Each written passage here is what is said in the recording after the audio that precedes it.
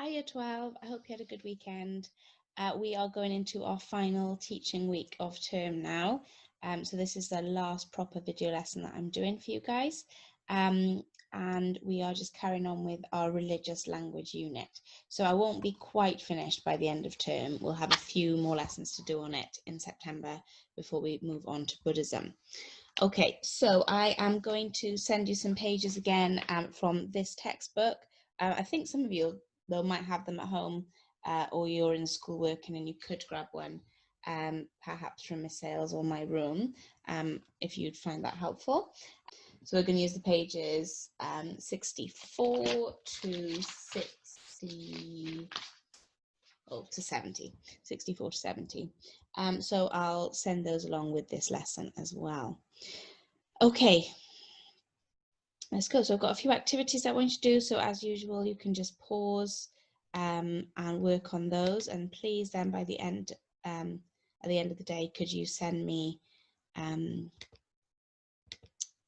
your work? Okay, so this is the personal learning checklist. You should have this in your folders already, and it's just a kind of condensed version of what the syllabus is. So this is the part of religious language that you've already done, which is Unit 5, negative and logical and symbolic, and hopefully you're able to put ticks on all of those parts of the unit. And then what we're moving on to is this one, which is, it's Unit 6, so it's kind of set up as a whole different unit, but it's on the same topic really, it's just an extension of it. So we're still looking at religious language, but this time from 20th century perspectives. So we're looking at how views on religious language have changed over time, kind of since those ideas of Aquinas. So we'll be looking at people called the logical positivists, including someone called A.J. Ayer, and his verification principle.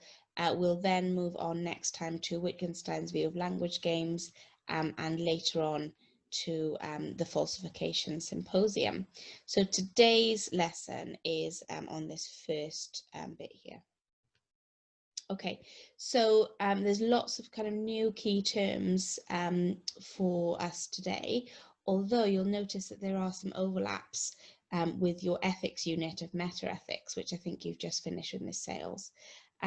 So what I'd like you to do, please, is using page 64 in the books, can you write down these key terms and the definitions for them?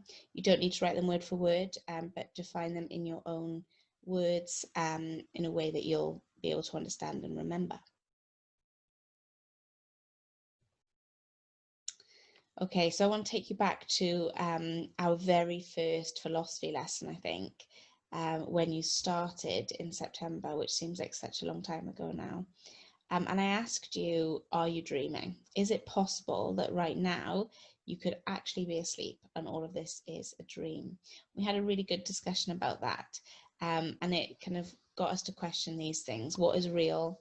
You know, how do we know what's real? Are we dreaming now? And we came up with some solutions to that, which was that we know, or often we know what's real because of empirical evidence, because we can use our 5 senses to tell us what's real. And you know, there are some arguments against that. Even, you know, Kant talks about in his cogito argument that our senses can play tricks on us. Also, you know, Plato talked about how we can kind of be our senses can be an illusion, and just kind of be like shadows of reality. But for most philosophers, they would agree that there is quite a lot that we can use empirical evidence for. And so what we're going to look at today is that some people say it's the same with language. So the logical positivists were a kind of a group of philosophers who claimed that things must be tested empirically if they are to be meaningful. So is it true? Can it be verified? We're going to do a little activity now. And I am going to show you on the next slide quite a few statements. I want you to decide with each statement is that statement true? Is it correct? And is there a way that we can verify it? So is there a way of proving that it's true or not? And I think, I might be wrong, but I think they would fall, all these statements, into one of these categories. So firstly, it's true and I can prove it. So which of those statements do you know, without even looking any further, that statement is true and I know what evidence I can give you for that? Or perhaps it's false and you can prove it's false. And then it gets a little bit more complicated. So I don't know if it's true, but I could find out. Could go in this one. Or that might even be, I'm pretty sure it's true. I just need this evidence. And I don't know if it's true and I have no way of finding out. So hopefully you can fit all of these statements into one of those columns. So what I'd like you to do is to copy that table down in your notes. So you'll have to pause the video just to copy it down. And then on the next slide, I'm going to show you some statements that I'd like you to place in one of those columns. Okay, so here are the statements. My car is red. That painting is beautiful.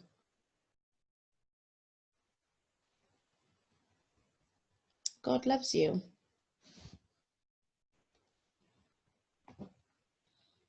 It's cold outside. Sheep have tails.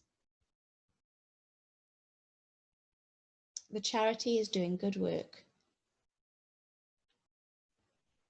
God is good. Cardiff City play in blue.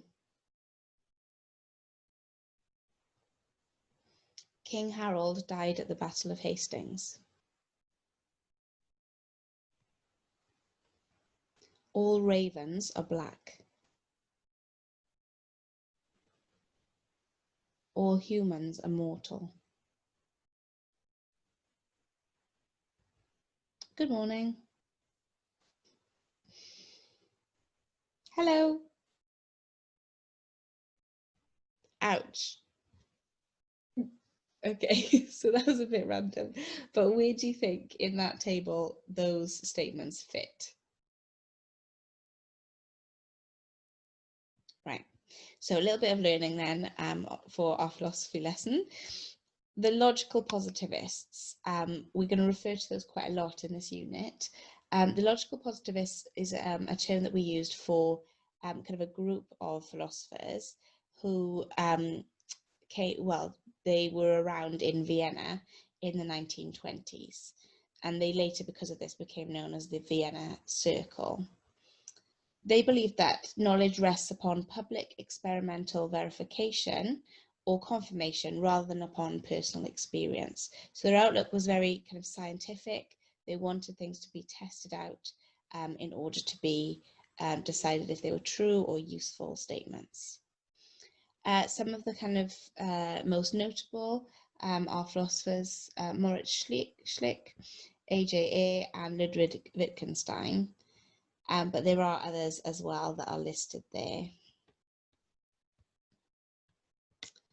And so what I would like you to do now, please, is to find out a little bit more about the logical positivists. So who they were, what were their main concerns, what were their main theories and ideas. You can find some information about them in the book, but I would look online as well. And I'm going to try and put a little link at this point to another video that you might find helpful.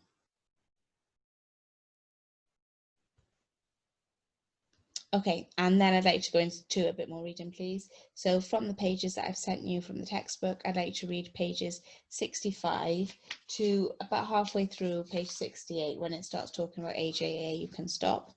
And I'd like to make sure you've got notes on denotation and connotation. So the two different ways of kind of using language. Notes on Wittgenstein, the Vienna Circle, Moritz Schlick, and Auguste Comte.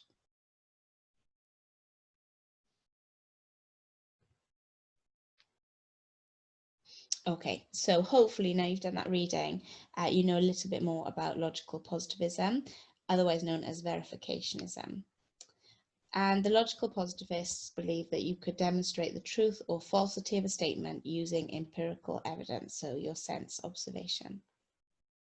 So we're going to have a look at those statements that I gave you earlier, have a look at them again and see which ones can we actually verify using just our senses. So right now I can find out using my sight, sound, smell, taste, or touch. I can find out if they're true or not.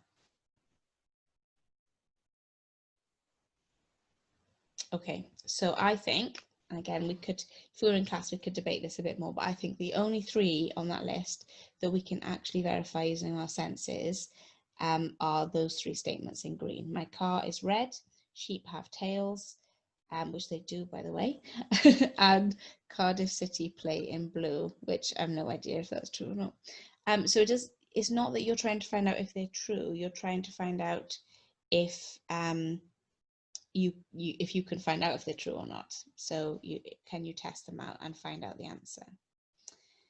Then we've got some that are maybe you've said you can verify using senses. I would say are kind of slightly harder. So those 3 there that are slightly shaded, sorry, 4 there that are slightly shaded, is cold outside, because I could walk outside and feel whether or not it's cold or not, but someone else, you know, like often I feel the cold quite easily, and other people might say, what are you talking about? It's a really lovely day, it's very mild. So I think we'd have to go a bit further than that, wouldn't we? We'd have to decide what temperature we would consider to be cold, and then we could say whether it was or not. King Harold died at the Battle of Hastings. I think most people would accept that that's true, but I can't verify that using my sense evidence, and we'll come back to that problem later. And we have the same sort of problem with these 2. All ravens are black. I think most people would say that's true, but I haven't seen all ravens ever, so I don't know if all of them are, just everyone that I've seen is. And the same with all humans are mortal. Every human I know is probably mortal, but I haven't met every human ever, so that's difficult. And here are some that we absolutely can't verify using our senses, because they are subjective. So the idea of beauty or goodness is not a concrete idea, it's an abstract idea. So therefore our definition of what makes a beautiful painting or what makes a good charity is going to be different person to person. Then we come on to these, which are just statements. They're not factual statements. We couldn't verify or falsify them. They're just things that people say. Hello, good morning, and ouch. And then these are religious statements. So these are the ones we're focusing on in this unit, because these are the problematic ones. God loves you and God is good. They are not verifiable because we can't use our senses to say if they're true. Also things like good are subjective, love maybe is also subjective. So would you say, although we've agreed that they're the only ones that are verifiable, would you say that the ones in green are the only meaningful statements? Do any of the others have meaning, just in a slightly different way? Okay, so a little bit more about logical positivism. The verification principle is influenced by science, which places an importance on confirming statements by observation. So scientists use experiments, they make a hypothesis, and then they test it out, and they see if they can prove it to be true or false. This is kind of influenced by Moritz Schlick, who is one of the kind of founders of this philosophical movement. And they decided that the meaningfulness of a statement is shown by the method in which it's verified. If a statement can't be verified as true or false by sense observation, then it's meaningless according to the logical positivists. And therefore any statements that are made about God are meaningless. So do you agree with them? This is a good point just to think, do you like this theory? Do you think they're onto something when we're looking at religious language? Should we actually say that we can't make any meaningful religious statements because none of them can be verified? Okay, so I mentioned earlier that A.J. Ayer is one of the kind of most notable philosophers in the Vienna Circle. He was a British philosopher. He wrote something called Language, Truth and Logic in 1936, and this is kind of incredibly influential in terms of looking at religious language and looking at logical positivism. And really, he's trying to answer these questions of how can we understand religious statements? Are they supposed to be understood as factual statements, or actually are they just empty words that we shouldn't use at all? You may notice his name, hopefully you notice his name, because if you've studied metaethics, he is the philosopher behind emotivism, which is sometimes called boo-hurrah theory, which I really like. So he's applying similar idea from religious language to ethical statements. He's saying that ethical statements are non-cognitive. They can't be verified through our senses, therefore they're not factual statements. So they're actually just statements of like or dislike. So if I said something like, it is good to give to charity, I'm actually just going, yay, charity. And if I'm saying murder is wrong, I'm actually just saying boo, murder. The ethical statements are actually just emotional statements. So hopefully you've heard of him before. So let's have a look at this idea of verifiability. So the logical positivists said that things have to be verified using our senses, but of course there are other types of truth as well. So we're going to just have a look at those for a moment.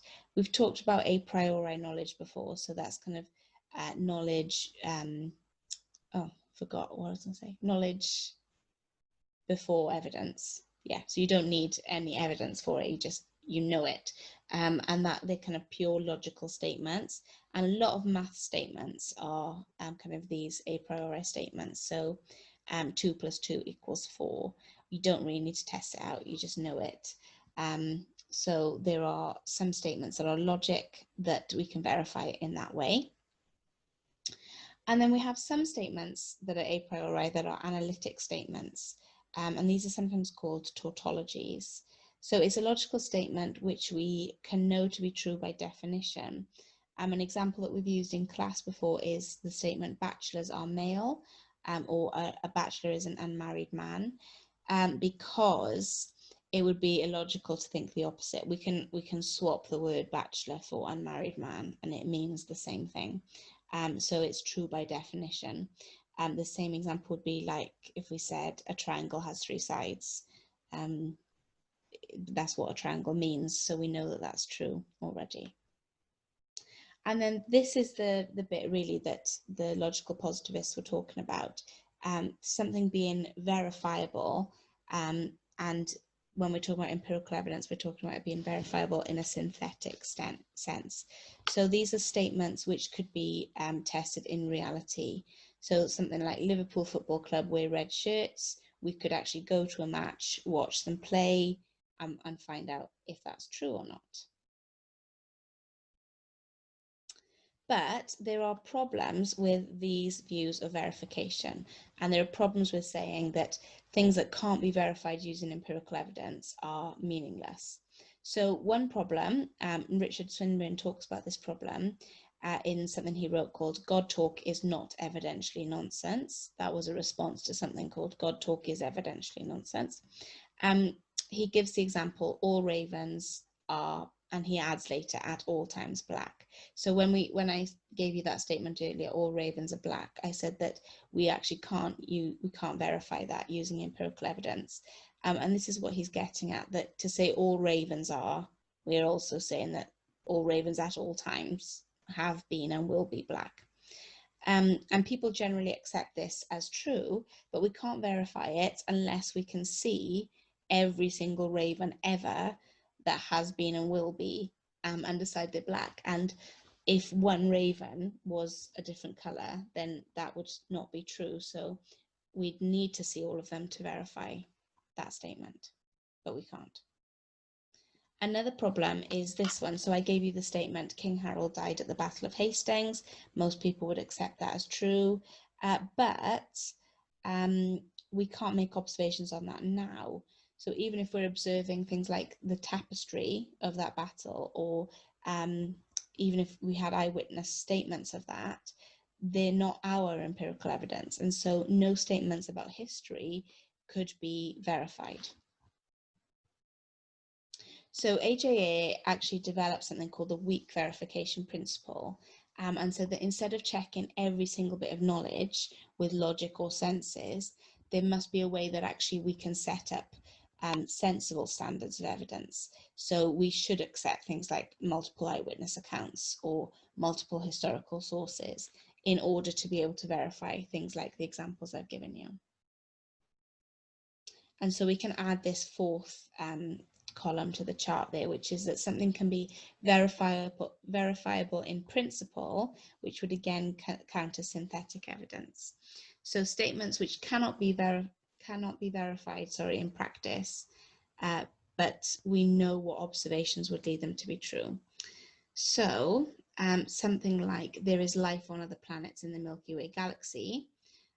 We can't verify that in practice because we can't go to all the planets in the Milky Way galaxy at the moment. But we could assume that it's not true because so far we haven't found it. Or all humans are mortal, we can assume is true because that's sort of what it means to be human, and every human that we know about has been mortal. But we can't verify it in practice, but in principle we can. There we go. So I should have said it with that last slide and with this slide, I didn't make them. So if anyone sees this and thinks she's stealing stuff, then let me know because I can't remember who made them. So I am borrowing some people's stuff here. Right, so AJA, this is what he said.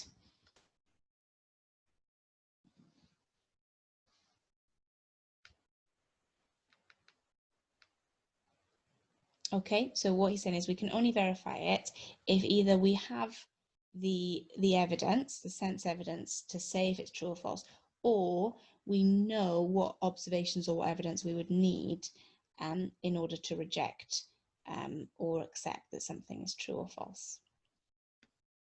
So here's some more examples that we could look at.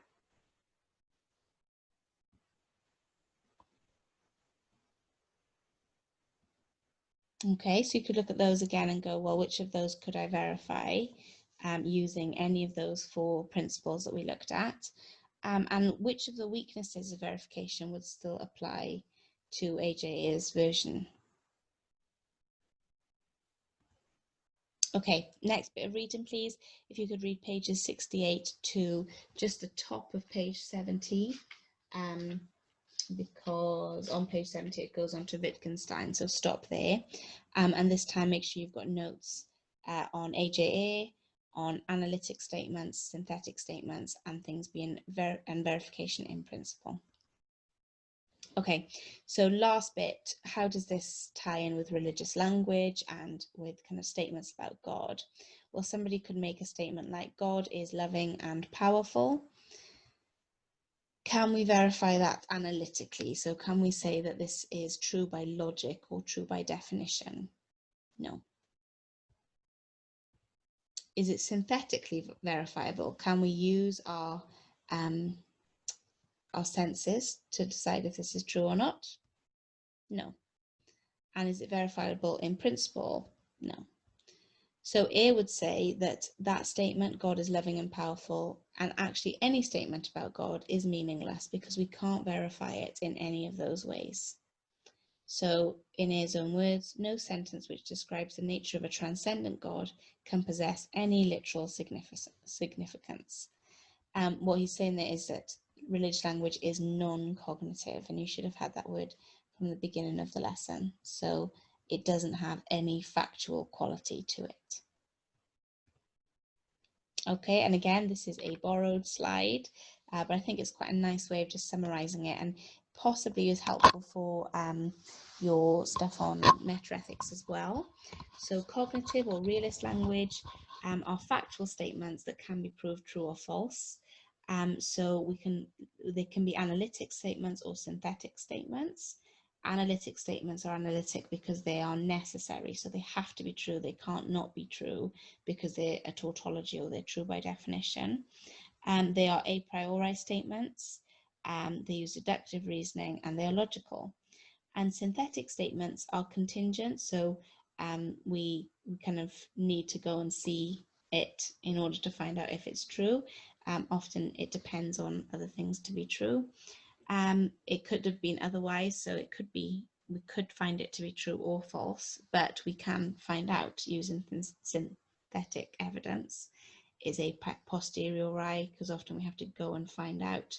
It uses inductive reasoning, and it's empirical. So those statements all have meaning, but non-cognitive or anti-realist language can't be verified or falsified through empirical evidence. And the context is dependent and can include things like symbols, myths, metaphor, feelings. And so for the logical positivists, those things are meaningless. Okay, so if you stop the video and you do the tasks and you do all the reading and you make all the notes, that should be your double lesson, 2 hours work today. And that is it from me. Do email me if you've got any questions, and please show me your work by the end of the day. And yeah, hopefully see you soon. Take care. Bye.